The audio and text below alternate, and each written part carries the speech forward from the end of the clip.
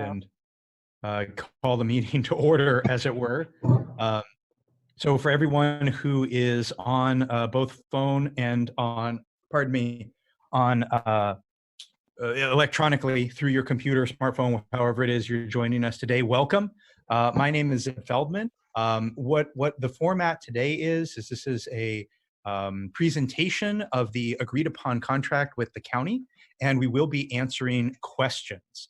You can see up at the top of your manage participant screen, for those of you who've used Zoom a lot, you'll see that we have a lot of individuals who are co-hosts, and these individuals will be helping to administer this meeting and take questions. So as you post questions in the chat box, we will be curating those and we'll be coming back around to them to answer those questions specifically after we go through a general overview. What we're going to do is run through the summary of changes. You'll see that intermittently in the chat window, we'll be posting links to the full context, full contract language, as well as the summary of changes. The reason for this is anyone who joins late to the meeting, like say somebody joins in 5 minutes, they will not be able to see the chat window that has taken place previously. So about every 5 minutes or so, we'll be reposting those links. In fact, co-host, if someone can repost. Oh, I see it's posted just a moment ago. Thank you so much. That way members can access that. So please, thank you for your time. I will give a little bit more of an introduction, but first I'd love it if the co-hosts can introduce themselves. Let's just go down the order. Adam, would you introduce yourself to the group? Hey everyone, this is Adam Cole. I'm a CEMA business rep and I was on the negotiating team.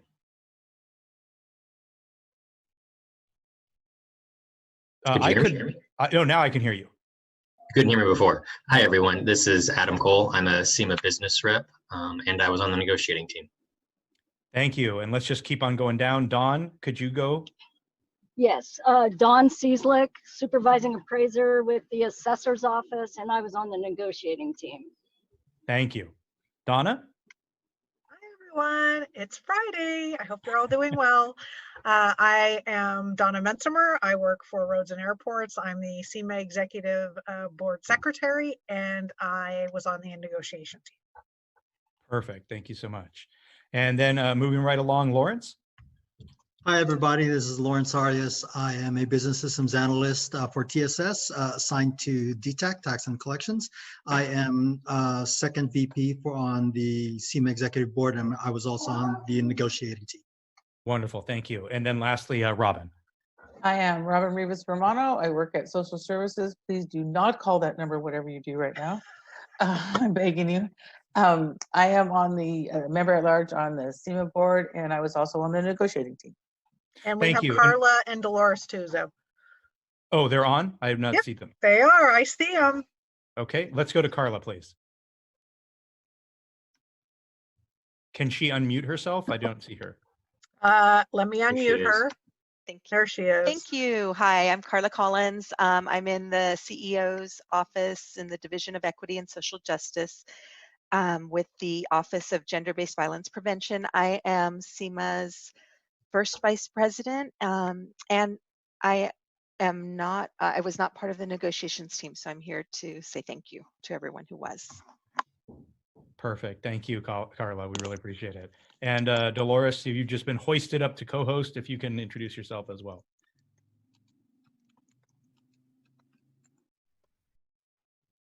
Nope. Hi, Dolores. Dolores, can you hear us? Well, that's Dolores. You can see her beautiful picture.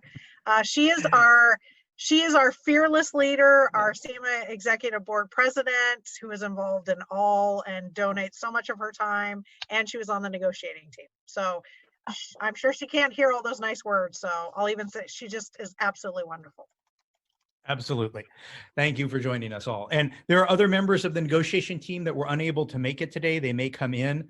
Johanna from behavioral health, excuse me. We have Jim Piazza, who was joining us from TSS, stationed at HHS. Who else am I missing? Dennis from Fleets.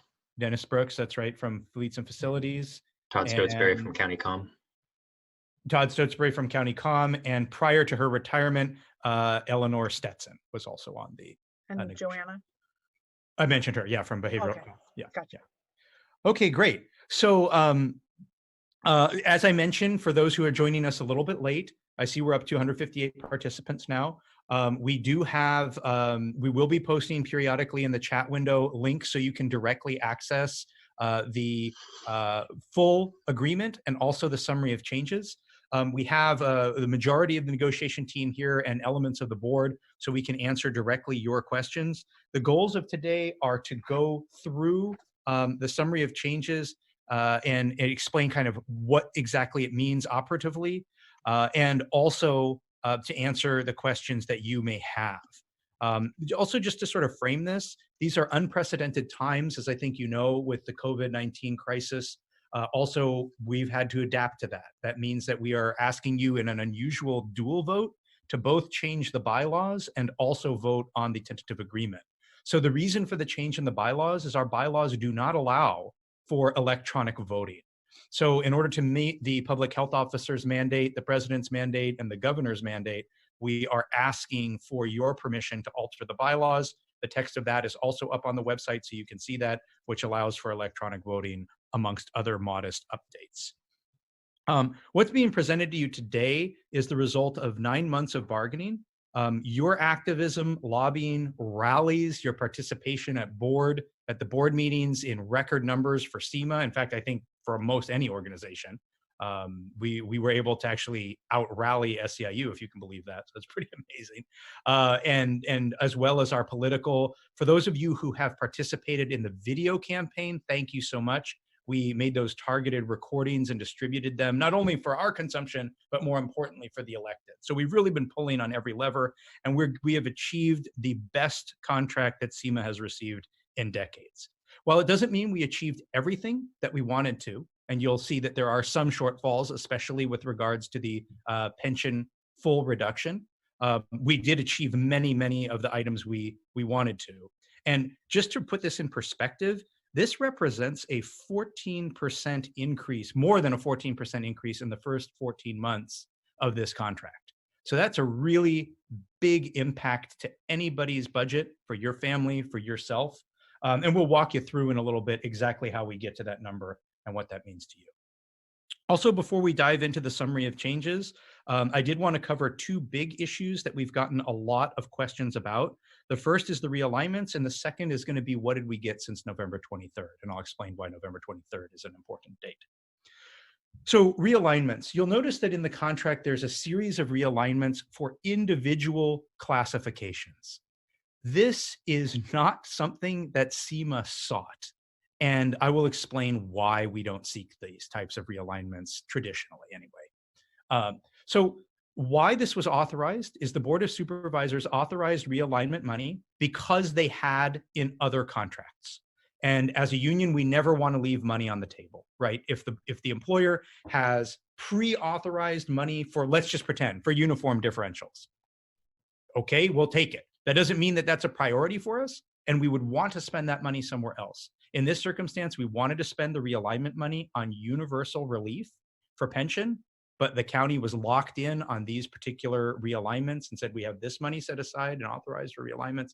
This is where we're putting a lot of our effort. So I did want to explain that. Realignments always create a problem. This is one of the reasons that at least I've not been a fan of it, and I think this board has not been a fan of realignments, is it creates a problem of which child to feed, right? No matter what it is, there's not enough money to go around for realignments, and someone will always point, as we've seen this cycle, at another classification and say, hey, how come that, I'll pick on program managers, how come the program managers got a 1%, 1.5% realignment? I've historically been tied to program managers and I didn't get that. Or I know the program manager in my area and I have 20% more work than them. So why do they get one? So just bear in mind that this was something that we did want to put all that money onto pension, but it was pre-authorized for the county. Also, we've heard a lot of chatter, less so now, but a lot of chatter and questions about what have we received since November 23rd. Why that's an important date is that's when the county first moved to give us the 5% pension reduction, 3% in year 1, 2% in year 2, in addition to a general wage increase. Previously, they were only offering the general wage increase. So I did want to point that out. So here's some of the things, and this is not full. This is just a partial list of some of the things that we've achieved since that November 23rd day. First off, the immediate signing bonus. We'll get into that later, but it's a dollar figure for you between somewhere of $2,575 to $6,180. We got the immediate general wage increase and the immediate 3% relief in pension contribution. Excuse me, that's what everyone gets upon implementation. That was on offer previously. We got an additional 0.25% reduction in pension for PEPRA. We got an increase in the pay for 24-hour, what often is called on-call pay, as well as additional positive language for that. We got a lowering of medical costs, which we'll go through in more detail later. An increase in various shift differentials, as well as the creation of some shift differentials that didn't exist before. The removal of first day sick with no loss of accruals and a more flexible cash out. We got a doubling of the tuition reimbursement and professional development limits, as well as an increase in the general pot, which we've had trouble with that pot being exhausted, for those of you who've looked at that before. And also we got an unlimited licensure reimbursement, whereas previously there was a hard cap on that. And so we were finding that we were running out of the licensure reimbursement. What would you say, Adam? Maybe 60% of the way through the year, 2/3? Yeah, a little more than halfway through the year. And just to add on to what Zeb's saying, I think those of you that will have been coming to the site meetings and getting kind of more of the narrative as this has gone through the process. The negotiating team, up until fairly recently, had been feeling very stymied on an effort to get a lot of these other somewhat significant monetary but smaller than pension reduction issues. And it was only really in the last few weeks before the contract was settled that a lot of those things were able to be realized, not even just over the last few months. It was really at the very end there. We had a strong push by us in the county to get the contract settled, and they moved on a significant number of issues during that period. Okay, great. No, thank you. It looks like Dolores has solved her technical issue and would like to introduce herself. So this is your president, Dolores Morales. Hi, good afternoon. Dolores Morales, CEMA president and on the negotiating team. Thank you for joining us on Friday afternoon. And you were on the negotiation team. Dolores was there from start to finish. And how many negotiations have you been on for CEMA, Dolores? Too many. More than 5, I think, right? Several, yes. Okay, so a seasoned veteran. So anyhow, I did want to cover, if you could throw it up on the screen, Adam, we're going to do a share screen in a moment. If you're ready to do this, Adam, if not, let me know, where we want to track the 14% increase in take-home pay. While Adam is getting that shared on the screen, I did want to cover as well that we are unanimously recommending a yes vote. And let me explain what unanimous means. The executive board has unanimously recommended a yes vote. The negotiation team has unanimously recommended a yes vote, as well as staff that has unanimously recommended a yes vote. So let me explain how we get there on the with the greater than 14% increase in take-home pay over the next 15 months. So you'll see upon implementation, this is not included in that 14% figure. This is just to note. You're getting the immediate signing bonus of $2,575 through $6,180, which is greater than the 3% general if we were to apply that retro. You get the immediate 3% general wage increase and the immediate 3% relief in pension contribution. Okay. Just 2.5 months later. So that happens upon implementation, which we're anticipating will be March, April, early May. Then 2.5 months later, in June 15, everyone receives an additional 3% general wage increase and a further 2% pension relief in your contribution. For those of you that are PEPRA, hired on or after January 1, 2013, you receive that 2.25% instead of the 2%. Just as a reminder to classic people, PEPRA people are currently paying the same or a little bit more for a lesser benefit. So we're trying to get them as much benefit as we can on pension relief. And this is not a topic that we're done with for either party for that matter. 12 months later, on June 28th, 2021, you get that 3% general wage increase as well. So that's a total take-home pay in 14.5 months of 14% or 14.25% if you're PEPRA, plus the multi-$1,000 signing bonus, plus the various premium enhancements, premium pay enhancements, plus the realignments if those apply to you. Also, we are not factoring in compounding in that figure either, which means it would be higher. So this is a very significant contract. Also, of course, beyond this, this only covers years 1 and 2 of the contract. Years 3, 4, and 5, there's an additional 3% general wage increase that we're not calculating in this figure. So you're looking at something north of 22% general increase in take-home pay, excluding compounding and those other benefits that I just talked about over the life of this contract. This is by far the richest contract in the county. However, just to be fully straight with everyone who's tuning in, however, we also were paying more in pension. So while we have the richest contract on offer at the moment, it is in acknowledgement of the historic greater contributions that CEMA has made to the pension, which we still want to see reduced in future years. So before I actually go into the summary of changes, is there anything that the negotiation team, board, or staff wanted to add to what I just mentioned? No? We should jump into the summary. Sorry? We should jump into the summary. Okay, great. Yeah. So I'm going to hop into the summary. I also just want to point out, we have seen remarkable participation so far in the electronic voting. We've had more than 1,000 people who have already cast ballots. Please continue to vote. Those of you that have not, I realize some of you may have wanted to tune into this meeting before casting your vote. Encourage non-members to sign up. We've gotten, do you have an estimate, Donna, maybe 40 new members? Actually, we're at 52. Thank you. 52 new folks have signed up just to be able to cast votes. So that's really wonderful. We want to keep that momentum rolling even after this contract is done. And as I mentioned, we're seeing that electronic voting is extremely popular. We have, since I've been here about 8 years, I've never seen more than 700 people vote on a contract. We're already more than 1,000. Have you ever seen more than 700 vote, Dolores? Okay, so this is clearly a, for those of you that couldn't see, Dolores was shaking her head no. This is clearly at least a popular way for people to vote by force of numbers. Whether it's preferred over in person, I don't know.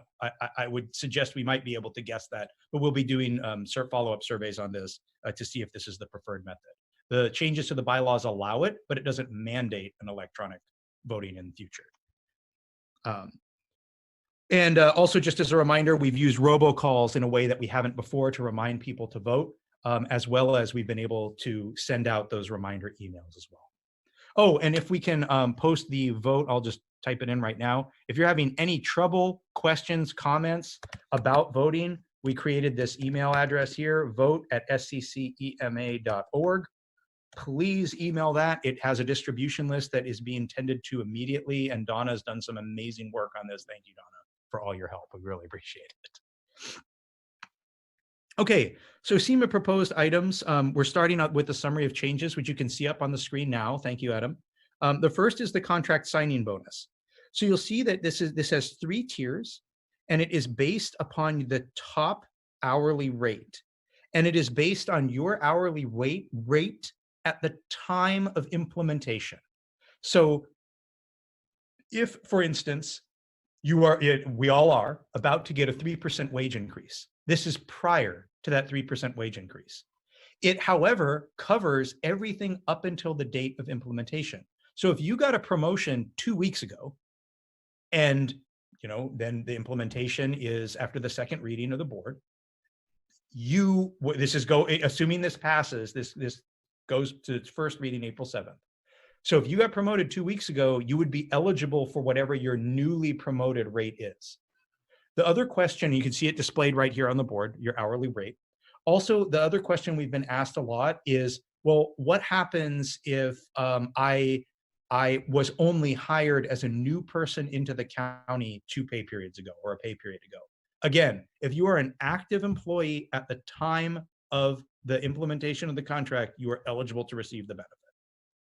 So I hope that answers a lot of the questions. If there are further questions about the implementation, please text them in, and we'll answer that granularity later. Is there anything else the team wanted to add about the signing bonus? Nope. Okay. PERS reductions.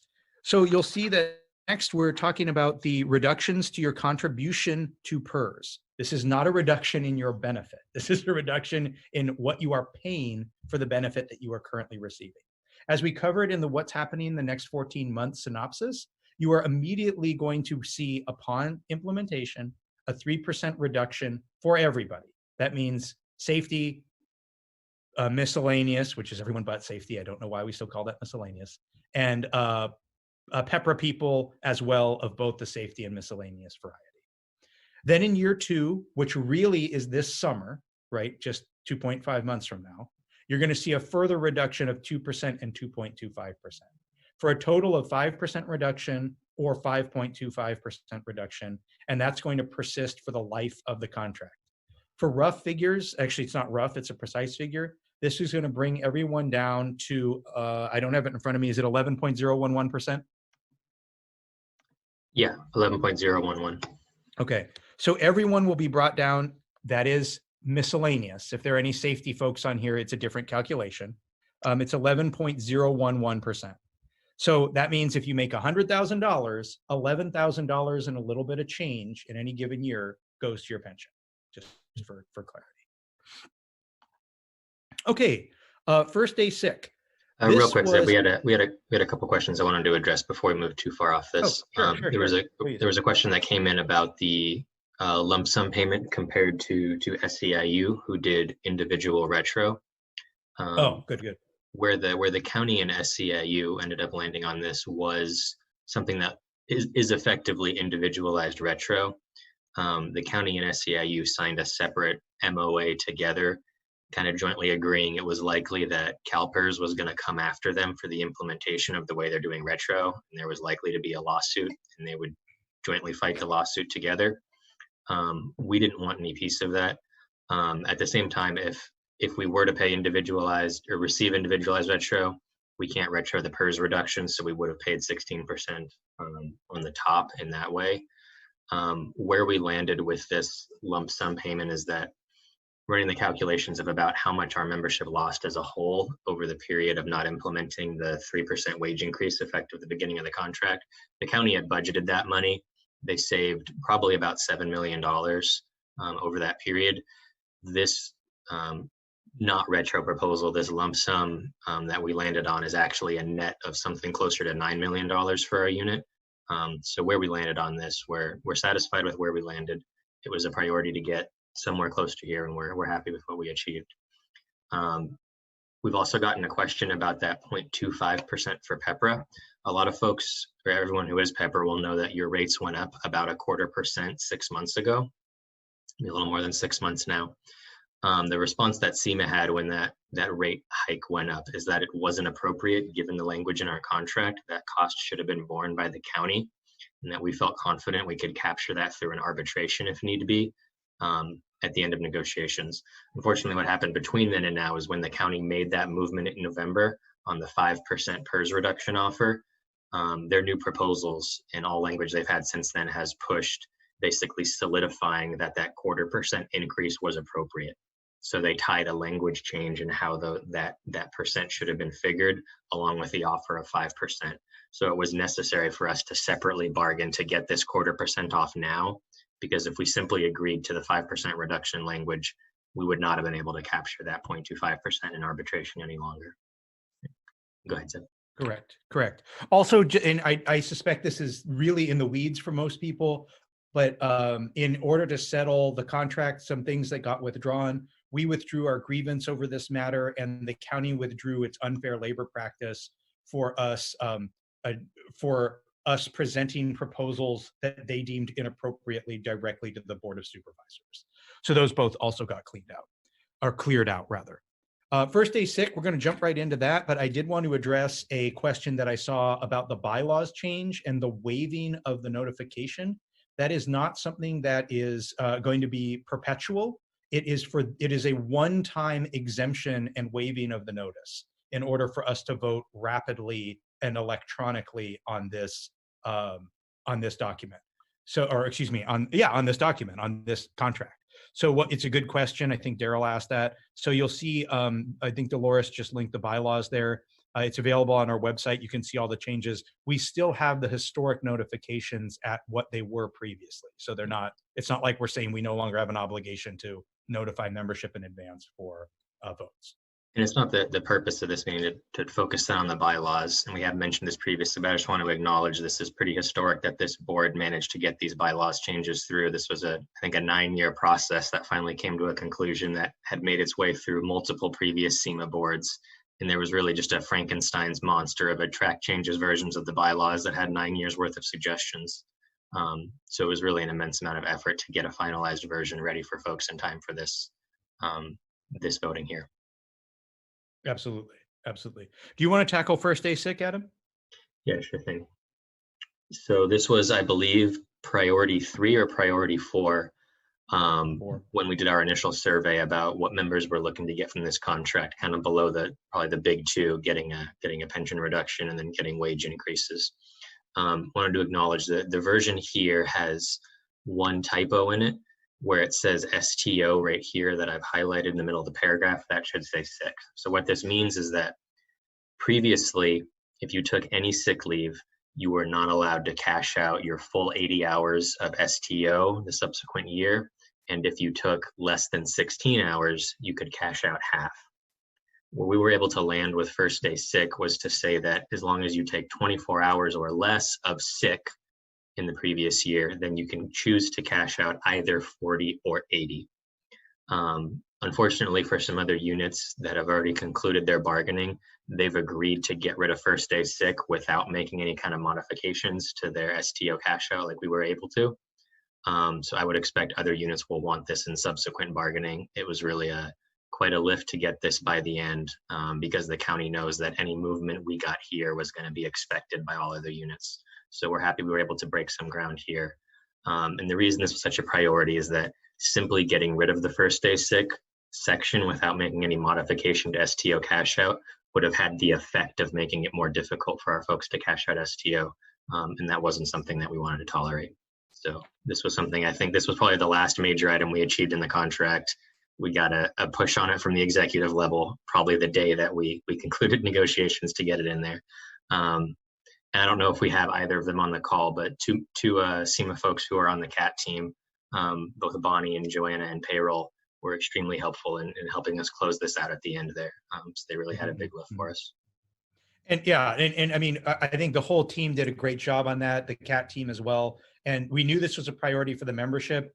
I hope you all who are looking at this see this for the significant win. I mean, it's economic in a way, but the significant win that we got rid of the first day sick, kept our old accruals, and kept the cash out. Right? It's a big thing. Obviously, the biggest news is the pension reduction and the wage increases, but this doesn't hurt either. So the general wage increase is next, and it's, I hope, very straightforward. It is 3% upon signing, representing year 1, and then 3% per year in pay period 14 every year thereafter for the duration of the 5-year lifespan of the contract. This 3% is payable, as I mentioned, in the 14th pay period. That's why you'll see it listed there as pay period 2014, 2114, et cetera. Just so everybody knows, that is a moving date. For those of you that look at your payroll or look at your pay period every time, you note that pay period 14 will conclude on a different day almost every year because it just shifts around a little bit in that month. So do be aware that it does shift from month to month, or year to year, rather. Okay, and I suspect we'll have some questions about Y rating and the general wage increase, but if not, we'll take that at the end if that's a question. Okay, item 5, which is license reimbursement. This also is pretty simple, but this was a big issue for those of us that have mandated license requirements. So what I mean by mandated is that the county, state, or feds require you to have a license to conduct your job. This is not a license that you want or desire. It's one that the job specifications or some form of law or ordinance require you to have. If that is a requirement for your role, then the county will reimburse you I don't want to say, I mean, it is unlimited, in an unlimited fashion. Previously, we had a cap on this, and we were finding that we were running out about halfway through the year. A lot of our hospital professionals, a lot of our IT professionals were finding that their mandated licenses, they'd say, okay, I have to go, and they were just out of pocket. It's an unacceptable situation that we've been able to cure in this contract. That rolls neatly into item 6 that as we've listed here, which is professional development and tuition reimbursement. This is, again, a significant increase. For those of you that remember, the old draw was 1,500 and 1,500. 1,500 maximum for professional development, 1,500 maximum for tuition reimbursement. This doubles both of those individual draws to 3,000. It also increases the pot of available funds historically from 200,000 all the way up to 350,000 annually. So I see professional development reimbursement is per year. Yes, it is per year. Thank you, Adam. It is per year. So this is not only a doubling of individual draws, but it's an increase of the allocation to the unit. So this is something that we were very, very happy to achieve. The class study process is something that is also significant. For any of you on the call that have gone through the class study, you know that it often exceeds 2 years in terms of turnaround time from application to getting a result published, posted to the union, posted to you all, so that we can actually process the class study and get it implemented. So this is something also that was very important to us, that we wanted to make sure that there were strict timelines. This gives us 1 year, less than a year, sorry, inside of a year, the county will turn it around and get it back to us. What we had to trade for that timeline, however, is that we are no longer allowed to submit unlimitedly. So we now have 30 classifications that we are allowed to emphasize. But bear in mind, this does not mean 30 people. This means 30 classifications. So we're clearly going to be selecting classifications. Don't worry, we're not going to exclude one of or two of classifications. But there's a bang for our buck element here, that if we have a classification that's, say, a management analyst, where we have 80 of them throughout the county, that's a significant advantage as opposed to those that are not. I just wanted to correct one thing there, Zeb. We are able to submit classification studies beyond the 30 in here, but they're put in a lower priority deferred status. So it'll remain to be seen how much work gets done on classifications in there. We would expect a similar or longer timeline to what we're looking at now. But this is the process we'll be looking to push some of those needed issues through over the coming years. That's right. It represents significantly more class studies than ESA currently completes for us in a given year.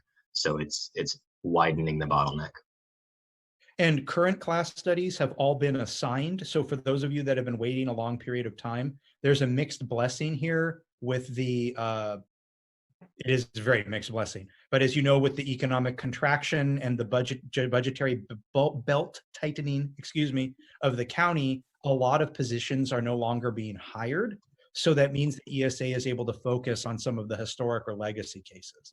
I also see, how will the classifications be selected? We have a panel that is spoken to in the contract, and we will be prioritizing in the initial years of the contract classifications that have a historical element. And then we want to try to clear out the historical element and just evaluate them purely on what new information has emerged after the first several years of the contract. But that will be populated by staff and members from the public, or members from the unit, not the public. I wanted to hit two things real here. It ties into a question that Laura asked in chat a minute ago. One piece that we felt was very achievable, and I think we stated this at a number of site meetings, that we weren't able to get with the class study process, was a clearing out of the backlog by the end of the year. That was an item that we felt we had strong support from the board to get. Unfortunately, it was just kind of one of the casualties of having to conclude negotiations as the COVID pandemic set in, because what the optics on that issue become is that in the final weeks of negotiations, everyone's getting slammed doing more work than they have been doing historically. And if we go to the board and say we want ESA to drop everything COVID related they're doing and prioritize finishing our outstanding couple hundred classification studies, or 100 or so classification studies, that at that point becomes very unreasonable. So while we weren't able to clear out the backlog, we did get a higher number of classification studies to expedite than we thought we were going to be able to. So it was a satisfactory conclusion there. A couple other items that didn't make it through at the end there that we did have support from the board from, for example, the security differential had a lot of support from Sheriff Smith, but unfortunately the bandwidth for the Board of Supervisors to push issues at the end there just came very close down to nil. And the couple issues that we were able to get through at the end, there was some additional attention included, for example, the 0.25% for our PEPRA folks.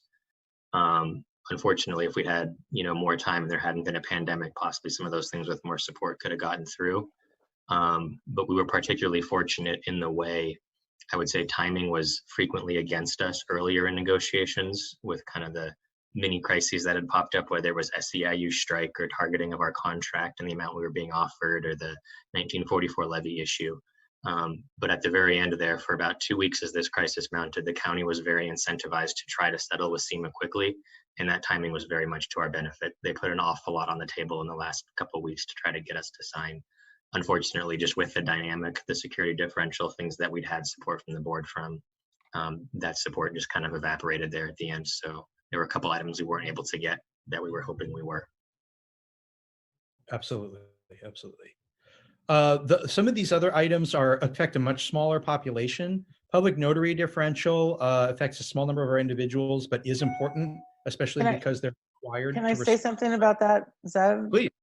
As a public notary for the last 14 years, people have to understand that not only are you putting the county on the line, but you're putting yourself on the line. You can be fined $20,000 and 6 months in jail for something that you do. Say you're signing for a birth certificate for somebody. So even though this is a nominal fee that you're getting, this is in my opinion, this is great. So they should be recognized for what they do. You go through a federal background check. It's super important to a lot of clients. You don't do it just for your own department. You do it over several departments. So as somebody who's been doing it for a long time, I super appreciate this. And good, thank you. Something to share with how the negotiating team is kind of able to evaluate what things we're able to get into the contract. One of the things that makes it easier to get new language for our contract is if another unit already has it. For example, we talked about how difficult it was to get that new language for first day sick. On the other hand, other units already have public notary differential, for example, SEIU. So it's a significantly easier lift. In addition, for example, the career incentive program differential we're about to discuss exists in other units, and therefore it's an easier item for us to get, where we're not having to be the icebreaker ship, creating a new pathway. Absolutely. Okay. The next item is career incentive program. This affects our folks in the public defender's office and also in the alternative defender's office. This keeps them commensurate with the staff that they supervise in terms of having to maintain those various not differentials, the various levels of training. So based on the level of training that they are conducting, they see that those percentages rise just as they would were they continuing to be one of the line staff. Something that applies to a lot of people in the unit, and when I say a lot, I'm talking about in excess of 200, somewhere in the neighborhood of between 200 to 300, is the 24-hour pay. So this has improved language in two ways, as the summary mentions. The first is that there's an increase in pay. The current pay contemplates 10 days per pay period, but there's no suspension of duty after 10 days, right? For most people, right? You're on duty. I'm excluding the sort of officer of the day phone where it gets passed around, in which case you get paid for one day, right? You're not paid for the entire pay period. We got a question as to what the total is there. So I believe it's going from 320 to 448 per pay period. That's correct. And that is available in the full text of the document. It's 448 and 6 something. Yeah, I'd have to look at the full document. Right now I have the summary in front of me. Can I ask someone who's not talking, Carla or Donna or Dolores, to look up the exact numbers while we're going? Thank you. Also, something that is important in addition to the recognition for the full 14 days is that there is a requirement that you be authorized in advance. So a problem that we have had is individuals have been for example, your boss or director or whoever may say, hey, Donna, I really need you to field calls over the weekend. Don't worry, I'm putting in for 24-hour on-call pay. And then here you are 8 months later, 5 months later, whatever the number is, and it hasn't been approved yet by labor relations. you're still performing the duties. There's not retro, and now you're just kind of out of luck. Occasionally, we have gotten some retro payments on this, but it's not routine and it involves a political fight. This way, it's prior to the assignment. It's something we can grieve and then get you that pay. Thank you so much, Donna, for that clarification, 448 and 672. The reason for the difference is the 672 is if you've been, thank you, after 6 months. I need to see you notice that. Thank you. Okay, so that's a 24-hour pay. Bilingual pay, we're increasing, same contract language, it's just an increase in the pay from 150 to 200 per month. As a reminder for bilingual, this has to be something that the department wants and needs you to do and that you are qualified for. This is not, hey, I'm Zeb and I'm coming to work and I speak Hebrew. Where's my Hebrew differential? Right? No, the department needs me to actually have to use Hebrew in the conduct of my work. And that's how I'm eligible for the $200, right? Oh, also you have to pass the test on it. You can't just declare that you can speak that language. Okay, nursing realignment language. Rebecca and Adam, you're more familiar on this than I am, but needless to say, this captures the historic implementation of the nursing realignments and codifies new and successor classifications so we don't have to arm wrestle with labor relations when they're created. Is there anything else you want to add on that, Adam? Yeah, we had 3 priorities coming into negotiations for our nursing language. The first one was to make sure that we were capturing any realignments that RMPA got. We were able to do that. The second one was to make sure that we were getting any new nursing classifications in both the step 6 they receive, kind of closer in line with RMPA, they're not really me too, and that we can get any new nursing classifications in the realignment language. The third priority was to move up the timing of the raises that those folks receive. They've historically come a few months after CEMA receives their raises just because of when RNPA has been settling their contracts and negotiating for their raises. We were able to achieve the first 2. We weren't able to achieve the third. So for our RNPA aligned nurses, you're going to be receiving your raises at the same time that RNPA does still. However, you'll be seeing the pension reductions at the same time the rest of the CEMA folks do for your PERS contribution reductions. So that RNPA timing was, of course, a benefit to everyone, that our nurses saw their increases some months ago since RNPA settled, I don't know, 4 months back now, something like that. And because of that, there was so much benefit upfront for that. We weren't able to get the timing moved up later on. But we were particularly happy that we were able to capture the RNPA realignments for folks and therefore didn't want to tinker with the language too much since it's working very well in that regard. Absolutely. The evening shift differentials doesn't apply to most people, but we did get some suppleness into the language that not only increases the amount that is paid modestly, but perhaps more importantly, withdraws the limit. So some of you may have experienced this in your departments where an evening shift is added, or take, for example, the recent impacts at SSA with the Rake Center or CAN Center and so forth, and the movements of those responsibilities, where now suddenly different people are required on different shifts. I know we just saw that over at the hospital with gender supervisors, et cetera. So what this does is this allows folks to if the needs of the department require, let's say, 4 people to work that shift, then now those 4 people can work that shift and get compensated. You don't have to go and renegotiate a change in that number or the inclusion of something new. It's just the department can make that change. I also see a question here that I think we can cover pretty quickly. How much of your work must be done to require the second language? That's up to management. So it's up to your boss. Who is it that needs, what is it that you need? It could be 20% of your day at a different work location. It could be 5% at a different, it could be 80%, right? So there's no hard and fast rule. It's what is it that management needs? Oftentimes you'll see as well that if there's a particular work unit and 2 people are working in that language 50, 60% of the day, 70% of the day, that's sufficient.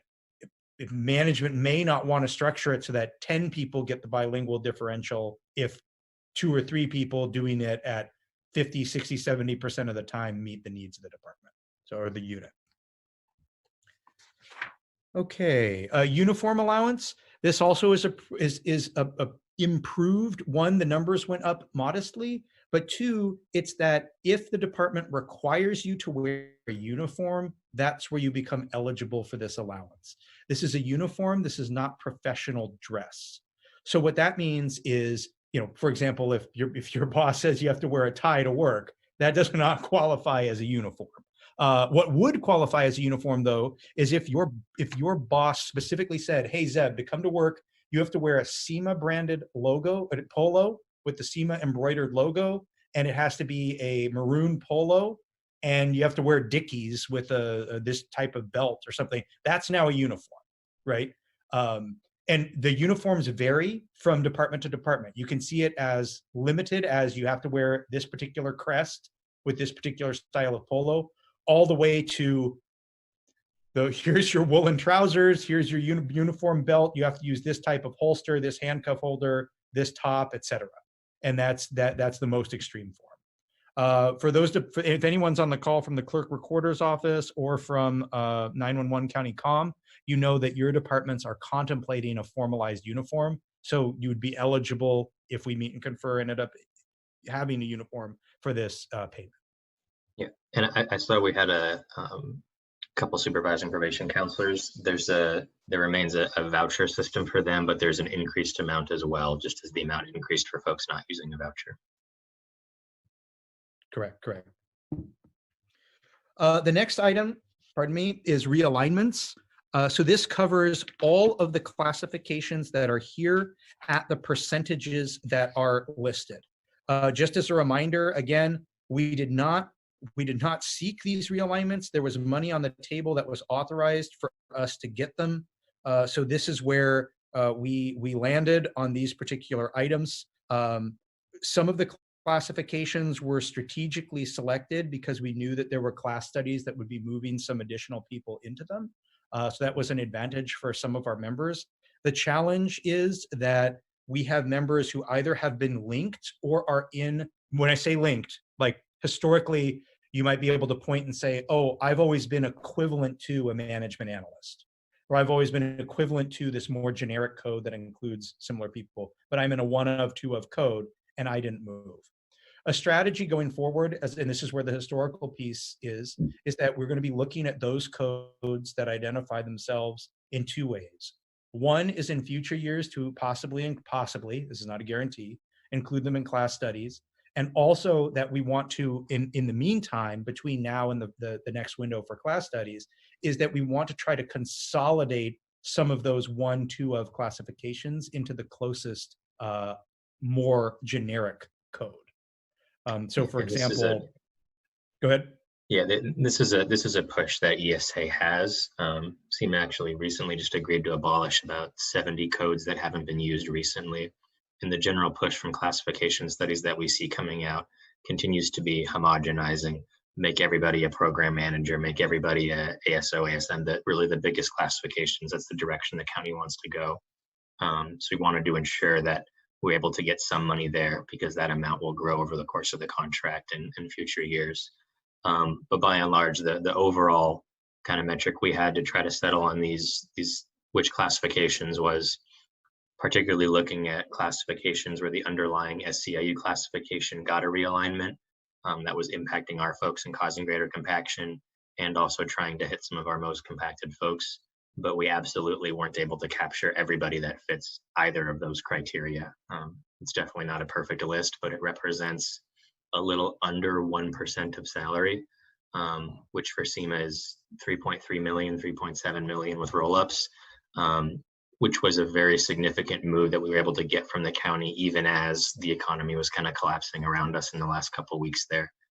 So as I've said before, it definitely wasn't something to leave on the table. Absolutely. Okay, and then that brings us to some of the smaller items, still quality of life improvements, but just smaller. I'm going to try to go through these very rapidly so we have more time for questions, but we can also stay maybe another 10 minutes after the conclusion as well, to try to close out some of the questions. We've been doing it a little bit differently than historic meetings because we've been trying to answer the questions midstream. So just so you're aware, that's one of the reasons that we are a little bit behind. Union copy of discipline. What was happening is the county was not notifying the union claiming privacy. And so we didn't fail any of the timelines, but it put us in a position where we were very close to running out of time by the time that our member alerted the union to the fact that they had been disciplined. You may know you have 10 days to appeal to the Skelly officer, and we don't want to waive those timelines. And for members who have never been through that before, through no fault of their own, they just don't know that they have to immediately escalate that to the personnel board once they have a finding or if they've waived that. Contractor language, we have improved language regarding contractors, which address and limit the use of contractors. Also, we're going to be more vigilant about getting those knowledge transfer plans. We had a question at the very beginning about what specifically was changed here. So part of the issue we found is that we weren't receiving notification because there was a limiter in the previous version of the language that stipulated if it's over a certain dollar amount and going to the Board of Supervisors, then we'll notify CEMA. And in 90% of cases, it feels like one of those two criteria was being pointed at as the reason why we weren't receiving notification. So that was stripped out and we'll now be receiving notification of all. We've been, I would say, fairly effective at tamping down on contractor use where we've been able to identify it and it's been excessive. So hopefully we should have a better ability to do that now. Yes, thank you. Okay, temporary assignment. This is very, very modest. It's a change from TARD to work at a class for obvious reasons. Performance appraisal process. For those that are in TSS and the assessor's office, this is a big change for you all. Or not big, it's underlying what we have always believed and had to fight with the county about. These departments have tried to use a home brew or just off the shelf standalone appraisal process. For TSS, it's been 360 or also the KPI or key performance indicators. This has pinched CEMA management in both directions because one, CEMA is being appraised with these non-approved styles of communication, or excuse me, of evaluation. And two, we're being evaluated that way. Many of us also supervise staff and then have to turn around and then assess our own members in a way that's contrary to what we've agreed upon. This doesn't prohibit that, but it means that both parties, the county and CEMA, have to agree to any new evaluation tool. We're not necessarily opposed to new evaluation tools. We just don't want them to be rammed down our throat. So this guarantees that language. Also, some departments have experienced Six Sigma as well, which again is a standalone appraisal that the county was just claiming was a part of the CEMA appraisal process, which it wasn't. So this is great language for us. ATO language, or administrative time off. This draws a sharper distinction between administrative time off versus admin leave. And it is clarifying language that makes it more readable rather from the 2004 memo authored by Luke Leong. So this is a little more readable for CEMA members trying to administer ATO and also CEMA members trying to access ATO. Paid admin leave. This is what happens. Hopefully none of you have to experience this. This is for individuals who are out of work for a variety of reasons. Either they're pending an investigation into some serious allegations about them. Perhaps they're ill, pending a fitness for duty examination by a qualified medical examiner, or they've been removed for some other very unlikely or rare reason, but they continue to get pay. And Why this is important? Zeb, can I clarify one thing? This has nothing to do with the COVID-19 paid admin leave. So absolutely. I don't want them to get those confused. Absolutely. No, thank you, Donna. And that's a very good qualifier. This is when someone is removed from the workplace because there could be accruing liability to the employer. A quick hand example of this, if someone is accused of sexual harassment or embezzlement, you don't want to keep them in the workplace so they can continue to sexually harass or embezzle more money. And then, that damage to the employer or other employees accrues. This way, though, we're going to put this on the front burner. In the most extreme example, we've had someone who was out for, I don't remember now if it's 2.5 or 3.5 years. It's just outrageous. It's an outrageous period of time. Okay, updated arbitrator list. This will take one sentence. Some arbitrators were dead or dying, and we didn't want them to continue to be arbitrators. We swapped them out. CEMA email communication. This is very helpful for us. We've standardized the protocol so that it is one email address, which is where we officially receive documents from the county. This way it is not personality dependent, and all of the current reps will get that communication. So if tomorrow myself, Adam, Rebecca all win the lottery and go away, the new people will be designated in those places so that there's not just a lack of response. And we've been seeing that. Yeah, I'd say we can move through the county proposed items fairly quickly. The one that I think is the most benefit to talk about for a bit is the benefits update. This was originally a proposal that was going to be arguably a net benefit to the county, where it just happens to have landed after a long bargaining process, falling under a lot of different pressure from a lot of different areas. It's now an extreme benefit to our membership. So what this means is anybody who currently pays premiums will see a significant reduction, almost half in what they're currently paying. The exception here is going to be folks who are on the single person Kaiser plan. Right now, that's currently no premium, and it will have a $6.73 premium. The biggest benefit to the new language, though, is that where folks are paying, that number is written into the contract, and there's no escalator automatic increase language in there. Previously, we had language that automatically triggered increases to premiums, and that's no longer there, which means if the county wants to increase these rates in the future, the new lower rates, they'll have to do it during bargaining, and we have the option to either say no or more likely try to bargain it for something of significantly greater benefit to CEMA. This landed here because the county wanted to homogenize benefits across all units. We were already paying on the higher end of benefits, so homogenizing was a significant benefit to us. And then from us pushing back, we were able to get this number where it was previously referred to as 2% of costs. We were able to get the 2% taken out, and they've just written the number in there that's equivalent to 2%. So that's how multiple things combined to have this work out so well for us. I would say this very much now looks like a proposal that we would have put forward to reduce benefits costs, but instead it was the county's proposal. The OPEB increase is something that other units have agreed to. It's very modest. This is your other post-employments, retiree medical, et cetera. Currently folks pay $13.50, now it'll be $15. This fund is already kind of underwater. This probably isn't going to make a dent in it, but it's needed. Compaction language removal. This was really the priority for the county at the beginning of negotiations and was the only major ask that they had of us, at least once the benefits language became so beneficial for us.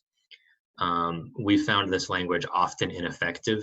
Sometimes they'll say, okay, you make 1% more than your subordinate, therefore you're not compacted, no change necessary, and sometimes it would work to our benefit. What we were willing to do is get rid of this section here as it was ineffective, but build compaction into the class study process.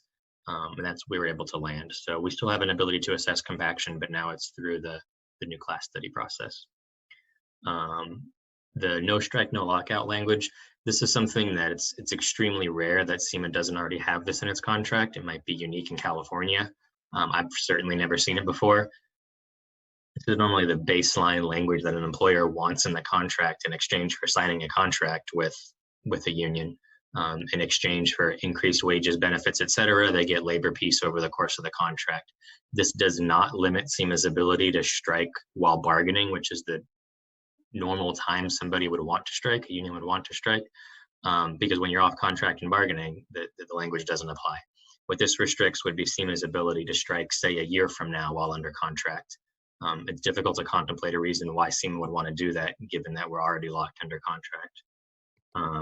And now we won't have the ability anymore. The last piece on here is the retiree medical reopener. We don't know what the county plans on doing with this. What this is going to be is a very narrow reopener that can't look at, any takeaways to wages or furloughs or anything like that. This is a narrow reopener only to look at retiree medical in the third year of the contract. I would say, I think my analysis, and I think I can say Zeb's analysis would be it's unlikely to be any significant takeaway based on the fact they're trying to bring this in a reopener where they don't have leverage of providing wage increases Otherwise, usually when a county is going to need to get some controversial language in, you bring it during bargaining because they're going to say, on the one hand, we're offering these wage increases, but here we want something over here. They're not structuring that this way, so it's unlikely to be a big takeaway. And if it is, we'd have the ability to say no. I think what we're suspecting is likely going to be a shift away from guaranteeing benefits to saying, here's a pocketbook of cash, you go spend this on what you want. And I think they identify that's a need, particularly for folks who are retiring and leaving the area. The current system doesn't work great for them. And that would be a better system, but we'll see when that time comes around.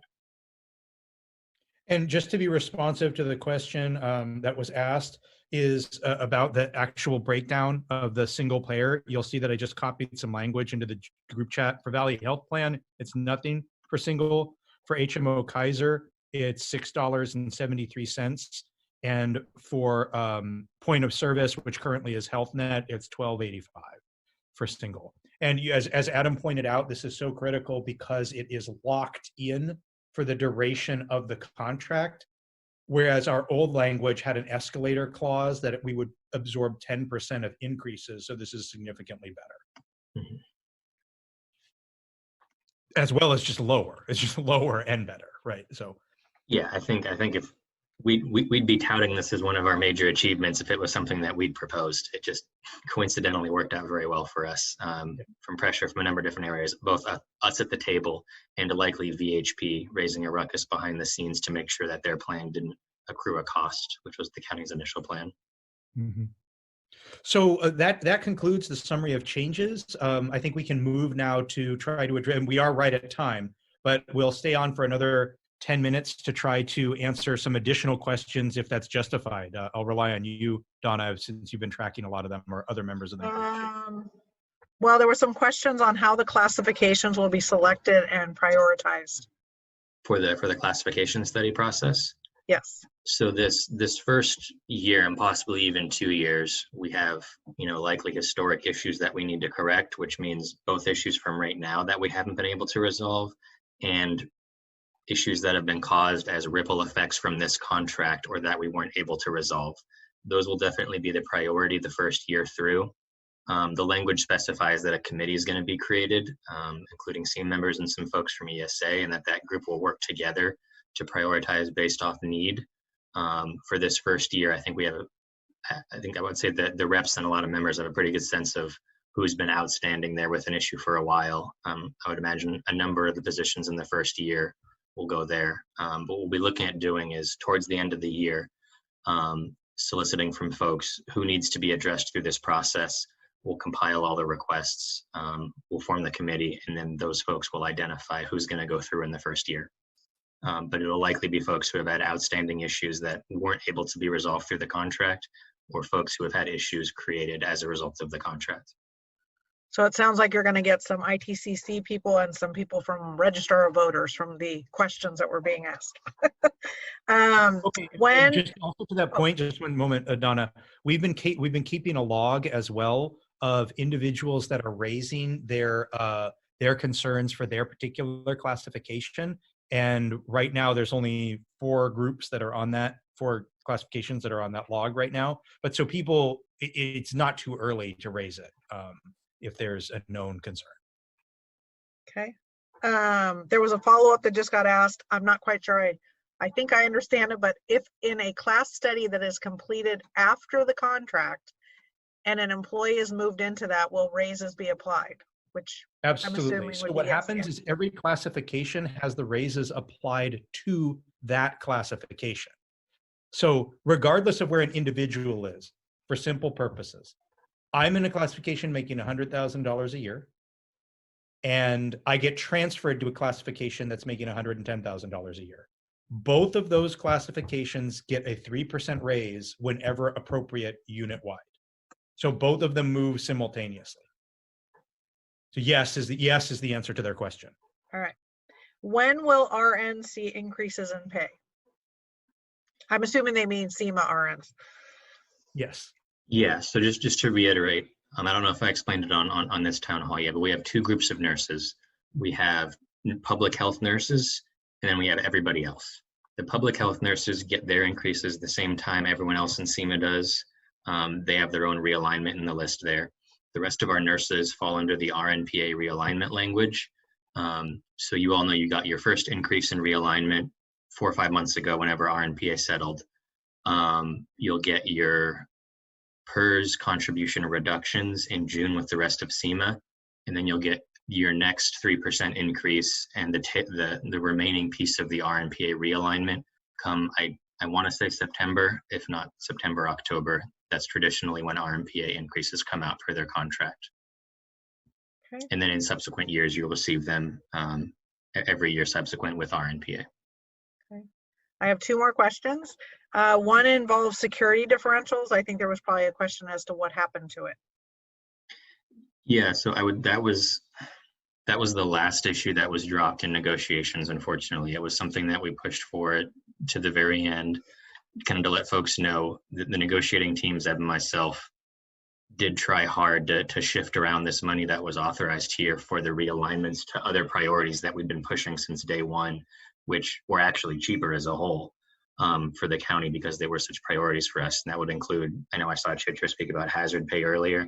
That and security differential were the 2 major issues that we pushed forward to the end, security to the very end. And just unfortunately, I would say they were casualties of the coronavirus pandemic as it came up, that they were things that we had support from the board for previously, but the bandwidth and the willingness for the board to push on anything there at the end was extremely limited, just based on the economic forecast.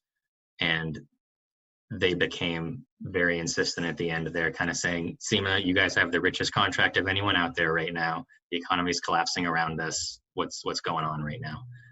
There was absolutely a need for us to settle close to the end here.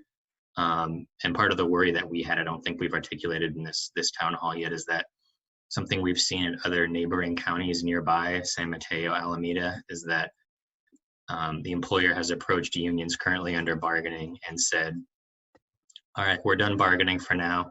There's a national catastrophe, a global pandemic. Please come find us after the COVID crisis, probably sometime in summer, maybe late summer, and we can resume bargaining then. For any group that's happening to, it's just going to be absolutely disastrous. No one knows what the economy is going to look like on the tail end. Absolutely not better than it does now. And we absolutely would have been irresponsible to put our folks in that same position. So it was necessary to settle, especially given how much extra we were able to get in those last couple weeks there. We weren't able to squeeze in the security differential and hazard pay. I would say that will remain a top priority for the next CEMA negotiations.